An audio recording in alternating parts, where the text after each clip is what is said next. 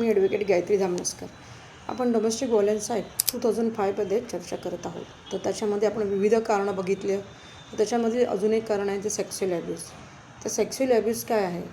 तर any situation in which people are forced to be involved in any unsafe or sexual activity without their will is sexual abuse. Forced sex, even by spouse or partner with whom the victim had consensual sex, is an act of aggression and domestic violence. तर आता आपण याचं मराठीमध्ये जे रूपांतर असतं त्याच्याबद्दल माहिती घेऊ. तर लैंगिक अत्याचारामध्ये स्त्रीची इच्छा नसताना जबरदस्तीने समागम करणे, अश्लील फोटो काढणे, विभत्स कृत्य जबरदस्तीने करावयास लावणे, स्त्रीची समाजातील किंमत कमी होईल या दृष्टीने अश्लील चाळे करणे, तिची बदनामी करणे किंवा अनैसर्गिक अश्लील कृत्य करणे या बाबीचा लैंगिक अत्याचारामध्ये समावेश आहे.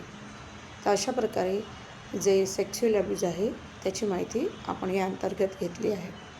तर चला लवकरच आपलं चॅनल आपल्याला सबस्क्राईब करायचं आहे आणि अजून पुढील माहिती घेऊन लवकरच भेटू. तोपर्यंत धन्यवाद.